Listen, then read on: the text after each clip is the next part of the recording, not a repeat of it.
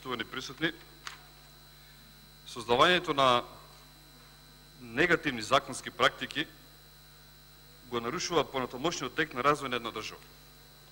Тоа, впрочем, и овде со овој закон и ова практика се случува. Ова е еден од низата штетни закони што ги предлага СДСМ, а уште поштетен законот овој е и предлагот од воведување на прогресивниот начин од оданачување на приходите. Во делот на финансите зборувам. Имате и многу други штетни, веќе во следната точка ќе видите дека се работи за уште еден по-тежок и по-лош закон. Би сакал, да повторам што всушност со ова предлог законско решение нуди Министерството за финансии.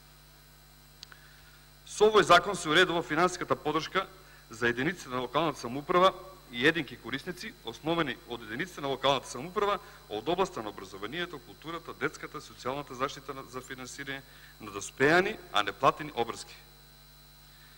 Понатаму, во член 2, финансиската поддршка се однесува за финансирање на пријавените доспеани, а неплатени обврски на општините и единки корисници во електронскиот систем за пријавување и евиденција на обврските заклучно со месец септември 2018 година. Вкупниот износ на обезбедени средства како финансиска поддршка за финансирање на доспеани, а неплатени обврски за општините и единки корисници изнесува 3 милиарди 032 милиона денари. Односно 51% од вкупниот пријавен износ на општините и единките корисници заклучно со месец септември 2018 година. Тука можеме да видиме дека ги имаме сите општини плюс градот Скопје и 4 општини, си претходно во текот на расправата за ребалансот за буџетот ги кажав, тоа се Струмица, Куманово, Охрид и Тетово, значи вкупно должат 2 милиарди 249 милиона. Тука зборуваме за 3 милиарди отплата, а овде веќе имаме 2 милиарди 249 милиони направени долгови. Сега, со тоа тезата дека градоначалниците на ВМРО ДПМН ги задолжиле општините, ви паѓат во вода. Односно, тоа е неточно. Од предлог законското решение може да заклучиме дека нема ист третман сите општини. Оние кои честно и одговорно работеле, со овој закон условно се казнуват. А оние кои работеле неодговорно, се наградуваат. Еден од тие градови, од кај што сум јас, кој според мене, според овој закон е казнет, е и мојот град Штип. Односно, и со овој случај се демантират обвинувањата дека Штип бил задлужен од претходниот градоначалник.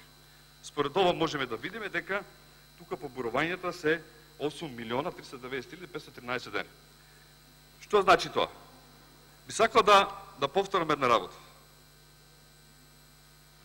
Штип има одредени долгови во делот на јавно предпријатие ИСАР кој ги направи еден директор од времето на Социјалдемократскиот сојуз. Иако изгледа во јавност и кон вас, вие или, нели, ние викаме, вие сте тие што ги направивте долговите, обратно ќе кажете вие, не, па вие сте тие, и така натако останува една празнина дилема кај граѓаните до моментот кога еве се случуваат вакви работи и кога на увид ги имаме сите обврски и гледаме реално. Струмица, Куманово, Охрид, Тетово и така натака, имаме 2 милиарди. Значи, не можете да амнестирате некој градоначалник што работел добро или не работел добро. Во оваа ситуација, во Штип има долгови, зошто не е пријавено, јавното предпријатие ИСАР должи повеќе 2 милиона евра. Со ова предлог законско решение, што е уште пострашно, се одземат пари од централно ниво, од разни сектори. Планирани биле детски градинки, игралишта, болници, возила, лекови, земјоделски субвенции. И вие сега им земате пари од нив, им ги давате на општините. Практика која реков негативно многу ги се одржи за развојот на државата, не само во овој момент, што се воведува како пракса, што никој не си дозволил. Сега, јас би допрел во 3 дела, а тоа е образованието 350 милиона и Спортот за капитални инвестиции 50 милиона денари. И тук има една, пак јас малку и Штип си го бранам, затоа што од таму идам и регионално, меѓутоа се работи за еден капитален објект, тоа е клиничката болница, каде и за таму се одземени средства. 600 милиони евра. Значи, почитувани колеги, немојте да ги стопирате почнатите проекти. Тие се за граѓаните на Република Македонија. Не му правите со тоа штета на ВМРО допомене и дали тој проект е почнат и некој го почнал или кој ќе го заврши, важно е дека ќе имат бенефит граѓаните на Република Македонија. Со ова сериозно се нарушува понатаму изградбата на проектите. Не е прв пат така да се однесува Социјалдемократскиот сојуз. И во 2002 и 2003 кога дојдовте на власт, тогаш беа стопирани, зборам во спортот, некаде повеќе од 25 спортски објекти. И кажав минатиот пат тука и кога беше и премиерот, немојте ве молам, не ги допирайте проектите, оставете ги нека се движат. Нека бидат заеднички направени. Ки испаднеме заедно, ки сечеме ленте, не е страшно ништо. Нека бидат ваши еве како проекти, нека бидат ваши еве на Социјалдемократскиот сојуз, ама се во интерес и за граѓаните на Република Македонија. Да повторам, се касни со изградбата на патот, автопатот Штип Миладиновци, досега требаше да биде направен.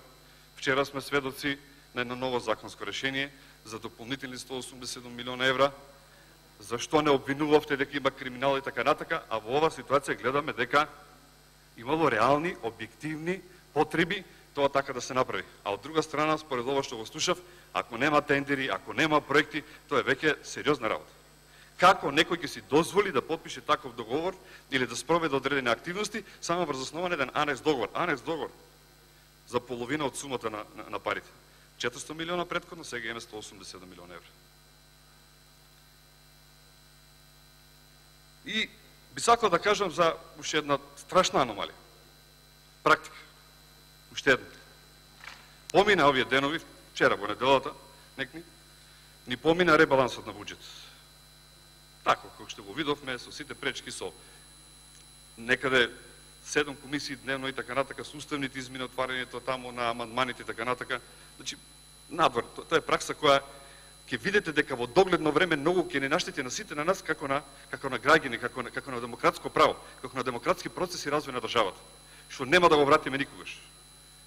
И сега е направен ребалансот, парите условно веќе се дадени во функција, а ние денес после 2 дена ще дебатираме за закон, кој треба врз основа на него да се трансферират парите до општините. Сега прашање, дали условно еве се случи нешто? Еве условно вие ќе се освестите или ќе речете, извините, после овие аргументи, ние нема да го гласаме овој закон, затоа што е штетен и негативни практики воведува. Што правиме тогаш? Зошто ние дебатиравме 10 до 15 дена на ребалансот на буџетот? Зошто тогаш ние тоа го работевме, а сега одеднаш гледаме на ова страна дека носиме некој закон од после донесен. Значи, и тоа е една негативна и надвор од нормалната работа во ова држава. Ми ги тоа рековме, ненормалното е нормално овде.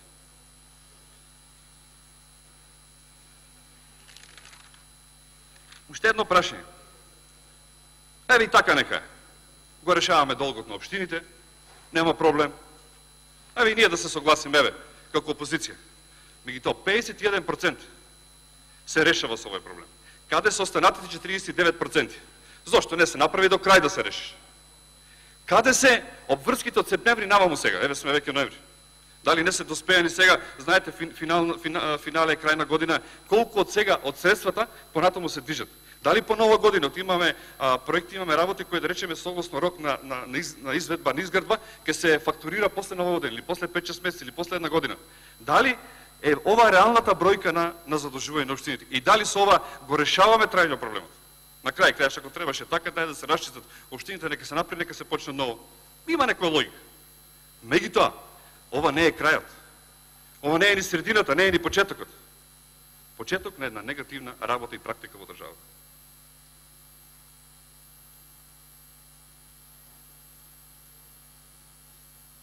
Почитувани, би сакал да ви кажам на крајот дека воведувањето, според еве ние или вие, вашиот извештај за долговите на општините не одговара со извештајот на Државниот завод за ревизија или конкретно утврдено кај 12 општини кои биле предмет на ревизија, не одговара истата сума.